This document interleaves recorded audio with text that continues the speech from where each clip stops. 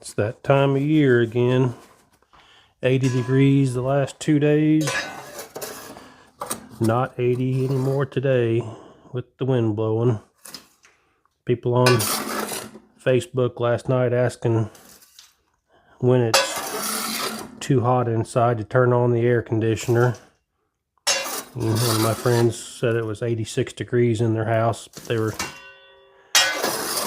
hesitating turning on the AC.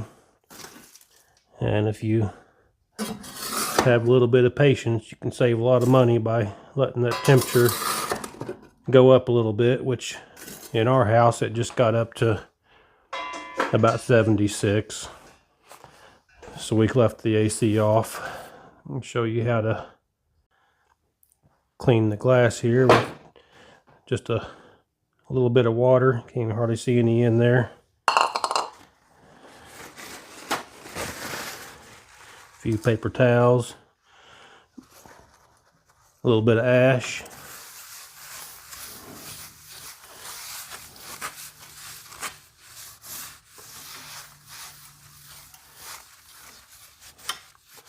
comes out pretty clean.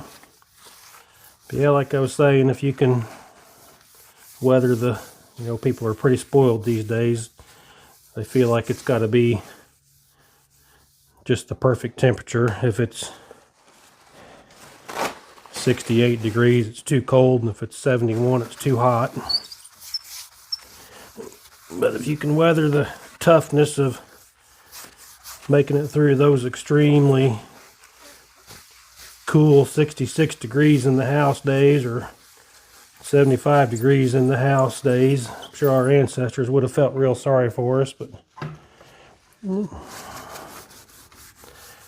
you can save a lot on your electric bill by making some decisions like that to help you keep that furnace from kicking on so much. I'll show you here how I build a fire. I like to lay a couple logs crossways. I try to find some a little bit narrower sticks to run across this way, just so that I have room to put one on top also, or two if you have room. Let's see, a couple smaller pieces. I also like to have a little bit less bark, just for the starting fire purposes. Like this one here will be real good to stick across that way. And up at Tristan's Wood Stand, if you're local to Lake of the Ozarks, Missouri, we've got some of this fire starter that Trinity's made. I think she sells it for $5 for a quart Ziploc bag up there at the wood stand. It's really good stuff. Of course, since I built her with the help of Mom, I get a discounted price, and since I bought all the material, so but stick a little bit in there like that. I've got the stove opened up all the way. Let's see which one of these lighters work today. It's hard to find a good lighter. Yeah, it looks like that one's gonna work. Get that right there. You don't need any cardboard or paper. Usually leave that door crack just a little bit like that. And I'll show you what it looks like here in just a couple minutes without doing anything else to it. And that's after about 45 seconds. Pull you off the tripod and try to get you a little better look in there.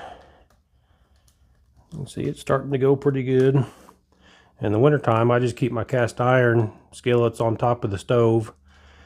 If you use cast iron much, you know that the biggest enemy of cast iron is moisture.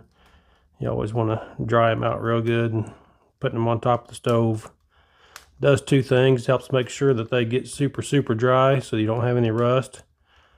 And it also just adds a little bit of mass metal that whenever it gets warmed up, it will hold heat and continue to put more heat back out into the house. But it's about a minute and a half in, and I'll update you here in another couple minutes whenever it's still going good.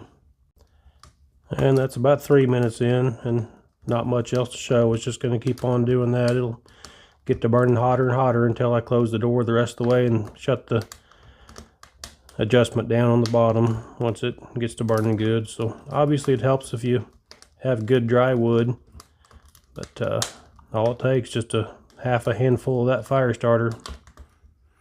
She's going good.